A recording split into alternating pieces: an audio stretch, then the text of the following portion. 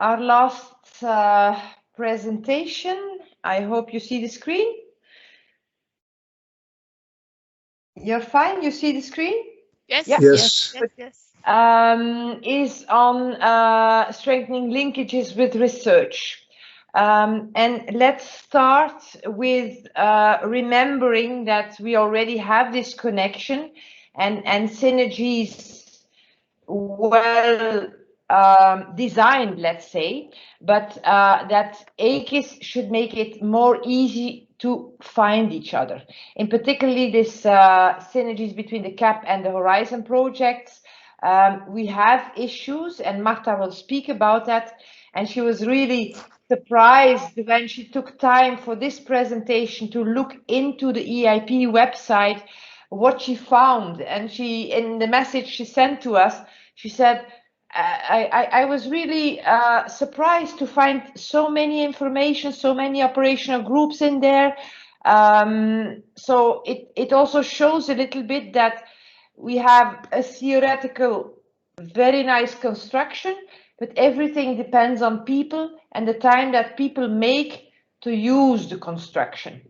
And therefore, we think that putting money in a good AKIS strategy to make these synergies work is really worthwhile. And that's a bit linked with what I was saying also in the chat, that we should not underestimate how important all this is for the transitions that we would like to see happening in agriculture.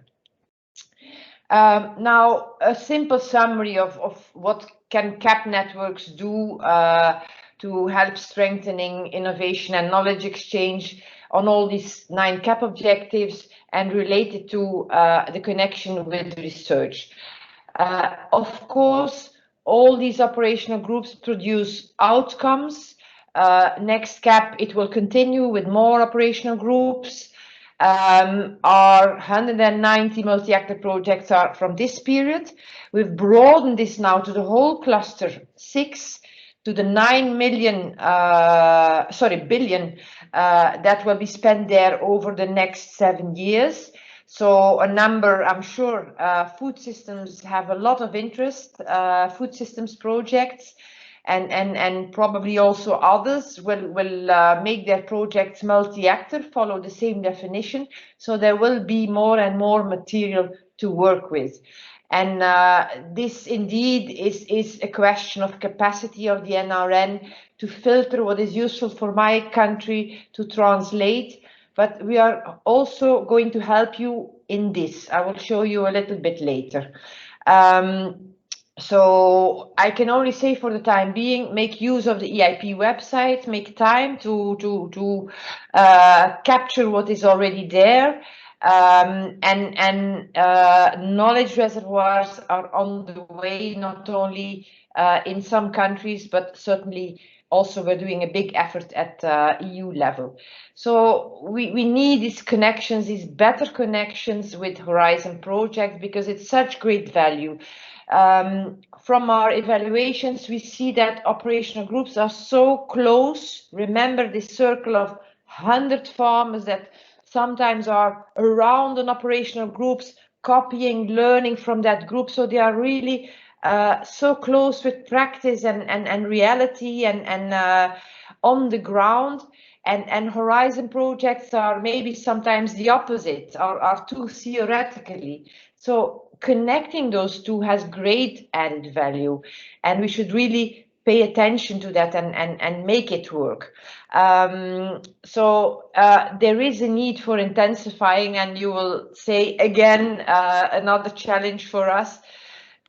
Yes, there is a need for intensifying networking, innovation networking from the CAP with the networking that is organized in Horizon Europe with their national contact points. But it's very nice. You will see that Marta already has an idea there, because again, there's Horizon money to support these national contact points.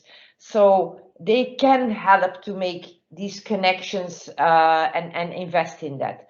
So one of the things that are very practical is, as an NRN or an EIP network in your country, keep on your website the inventory of your operational groups. What are they doing? Who are the persons to contact? Which are advisors can be contacted, because that's also what they are looking for, these potential consortia. So this is a simple, basic thing that can already help a lot, besides the further interactions that may happen. I heard too many times consortia or people wanting to form a consortia say, but where can I find these operational groups? Where are they? So we always give the list of the website of the NRN. We don't know what happens later, of course. Maybe they do find them and there is an inventory, but it's not clear for us. But overall, we still have the impression that it could be better and more operational groups could be involved. Later on, also something very specific on that. So all the material you will have from these many groups is great input for your local AKIS actors, and any event you're going to organize will be profiting, whether it's training for farmers or for advisors or peer-to-peer events, demonstrations, websites, e-learning. The innovation support services can use it. And many actors can get their profit from it. So I would say start now with these AKIS brainstorming platforms to see how you can do this coordination, how you can do this strategic approach. Some countries are using these 2 years transitional funds for that, to set up brainstorming groups to prepare. It's a kind of an operational group, if you prepare the next AKIS strategic approach. So there's no issue in us saying no, you cannot do that. So it is not that costly to have a number of meetings. It doesn't cost the world. So please try to get together and reflect together, because the more brains you put together, the more you will know. Now, this dimension with Horizon Europe is linked to this intensification with the national contact points, making the promotion and the operational groups visible on the website, but maybe also at physical events. Help with thematic categorization. Maybe they are wanting to do something on livestock. You could make maybe a category of your operational groups on livestock or whatever. And also the other way around, if you inform your operational groups or your potential public about the next Horizon calls, then your people can be proactive and look for consortia who are going to start up a project on that. So present the topics, make brokering events possibly, even cross-border brokering events around certain topics that are in next call where operation groups could join, because really Horizon consortia complain that they have difficulties in finding the operational groups, and that was normal in the first years because there was a delay before they were all in place. But it should not be the case anymore. Let's say since 2018, most of the calls in most of the countries, not all, but most of them have operational groups. And if they announce themselves from the very beginning, that's also important, not to wait until the project is finished, but put it on the website from the moment they start, then the consortia can find them. Important is also that even when a project is running and an operational group was not involved, they can still be invited to such events that are of interest of certain operational group. So also following what happens with Horizon projects is an issue that can be helpful for your operational groups as support. Now, what are we trying to do from our side to help all this? We are trying to prepare for an EU knowledge reservoir with practical knowledge to serve amongst other, these advisors back offices, also for innovation support, in general for advisors and farmers, let's say. And we've seen that already a number of member states have felt that there was a need to do so. And in Germany, they have from the very beginning, by the way, a database in which all operational groups can be found and their results. We have it in France. The Netherlands have, I think, a year or so ago set up a knowledge hub. So also in Lithuania, we had this combination of back office and innovation support. So we see this now growing. And this is a positive. There are pros and cons. The pros is that indeed to serve your national or regional even AKISs, it's important to share this knowledge in a database. But the con could be that you're working on your own. We have seen this, for instance, in LPIS. We had common guidelines, but everybody made his own version. Nobody tried to work together to reduce the costs or to learn from each other. And I am a bit afraid that this could happen also. So, of course, what we're doing today is trying to avoid that. So it's important that you know that there was already a EURAKNOS project almost finished that was collecting everything from the thematic networks. A second project, we made the topic on feasibility study for such an EU knowledge reservoir. This project is called EUREKA. They are already more visible and trying out what end users would like to, they would like to see it. They even have, and I will show a few slides of how it could look like, the pilot that they are doing now. So they are working now for a year and a half, so still maybe with a COVID extension for another year. And by the end of that, they will have like a model that they can start testing out. And this will help a lot at EU level to make this increasing volume of practice-oriented knowledge easy, accessible, searchable, multilingual, very important, interactive, people can react, and attractive.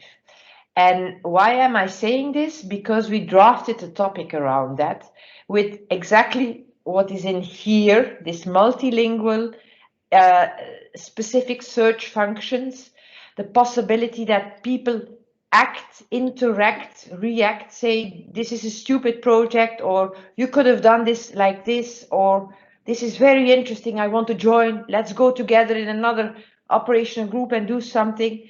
And in particular for farmers and advisors, we have to make it attractive that you can easily, instead of going through what we had to do now, an Excel sheet and then click on the links, that you can directly click on the photos, on the YouTubes and all the materials they make. So what they have now at the end of these two projects, they call it FarmBook. And they have so active search filters, so broad ones like forestry, crop farming, but also more in-depth specific ones. So here's a search function that is based on certain ontologies that they are developing now in EUREKA. It will be multilingual. See, you will be able to choose your language here. What they do per project will be quantifiable. So it's a bit like scientific abstracts in a scientific journal. The more ticks you get, the more interesting and higher impact your results get. So it would be so interesting if also our projects where people put so much effort in are appreciated and that it is visible, because this is important in particular for researchers who work for practice. If they are only valued for their scientific publications, there's less incentives. There are incentives. We have good examples of IRTA in our September seminar, but we need more. And here is something that would be quantifiable, and that's very important, because then the bosses, the Ministry of Research, could say, okay, they are working very well because people are looking a lot to their work. So this quantifiability is really important. And then, as I said, you would be able to have comments on the project and interaction. And I think these are important issues. So this is a bit how what they call the front office, how it would look like. They also are working on communities where you could chat with a certain community. So that's another asset that they are thinking about, or that is in this prototype that they are making, in fact. And of course, the database of experts, all these people who are putting material there, they will be in a database and also searchable, that you can find them. So what is my big message now is, please ensure that if we do this effort and we're putting many millions in this, and on the longer term, it will replace the simple system that we have now, and that is very valuable already. I'm not saying we're not, as I said, we have many ticks there and a lot of success with our EIP website, but we're going to improve it and use the good things that come out of this Horizon project. And then it would be a pity that you make a separate database that cannot draw in the information from this big EU database, which will be multilingual, which will be better searchable. So the issue here is to make sure that you use certain standards in the database that you might want to make at the level of your country, and that also the language that you use, the information IT language, that it is one that is compatible. I was told that this is really relatively simple. It's things like, we don't want PDFs, because in PDFs you cannot search very well. In Word documents you can search very well. So this is not complicated, but you have to know it. And also on the languages, there are a number of issues, and EUREKA is preparing now a paper to share this with you, while maybe some of you are already starting to make databases to collect this knowledge. So this is a very important message I wanted to pass today. Now, very short to end, this budget that we have under Horizon Europe that we can manage for food, agriculture, rural development and the bioeconomy. What's the state of play for the first call 2021? Publication will be end June, if I remember well, I think 20 June. And the deadline will be quite quickly, because we have the holidays in between. If I remember well, the 6th of October, so early October. And the multi-actor approach is not only now for our agriculture projects and what we did as DG-AGRI, but also DG-RTD will start using it for all the other topics in Cluster 6. And you can see them here: biodiversity and ecosystem services, food systems, circular economy, clean environment, land, oceans and water, resilient communities. So all these subjects will be able to make multi-actor projects according to the same definition, which is relatively clear-cut and now tested out for 7 years. But we had to slightly fine-tune it, because of course we were often speaking about farmers and advisors, while Now we added citizens and NGOs and things like that to make it as broad as possible. But the principles are still there, this cross-fertilization, etc., which I already mentioned in my first presentation. Now we have a number for the first call, 6 very interesting projects that support our AKIS approach. It's under the destination, as it is called, Destination 7. The title of that destination is Fostering Innovative Governance and blah, blah, blah. And this includes one project that is covering the whole of Europe on AKIS, how to co-create together with the AKIS actor a well-functioning AKIS and ensuring that all member states are involved and can learn from each other and make progress. It's a project for 7 years. So all along these 7 years, member states can come together and learn from each other about how to work with AKISs and how to improve them, which are the good interventions, etc. And trying also to connect with the ministries, that this information goes to the ministries, that if CAP plans need adaptations, that there are shortcuts with the ministries so that they are also informed on what you can learn maybe from other countries that already have certain things that work well or not well, so that this information is shared. So this is an important project. Second important project is around innovation support services, how to develop it, what functions, how can you work. We already discussed it, but the idea is to work for 5 years around this, again with all EU member states, so that it is shared and that people can, in this new thing for many countries and many regions, to learn about how to create innovation support services. Then the third topic I already mentioned and you saw, finishing, testing, fine-tuning and also promoting this EU knowledge reservoir, connecting it to member states' AKISs, maybe adding issues that they have forgotten. It's open source, so there's no issue. The intention is that everybody helps as much as possible to make it as good as possible, that it will be a unique place where everybody can go to.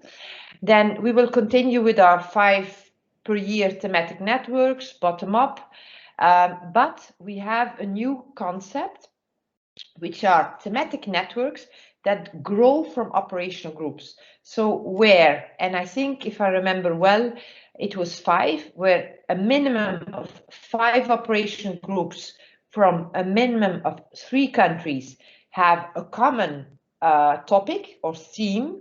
They can go together, and this is a condition to approve such a network. So now we're turning around the roles. It's the operational groups that will bring into force or set up thematic networks around their topics. So it is a test. We will have 3 of them this year. If the concept works well, we can expand and see further how it goes. It's a bit like what we already have. We have 2 EU advisory networks, one on digital advisory tools, one on innovation, interactive innovation, and how to work with operational groups. And now this one in the call 2021, with COVID in mind, I drafted one on short supply chains, because this is definitely a topic that advisors need to learn about. And if you have an EU advisory network, we can share all that knowledge. There are already a number, we heard yesterday, 6, but there are many more, in fact, Horizon projects that have worked around short supply chains, and probably more to come. So we hope that this can all help to build and link these AKISs across the EU, speed up the creativity and the practice application, the transitions, improve the connectivity and quicker circulation of information.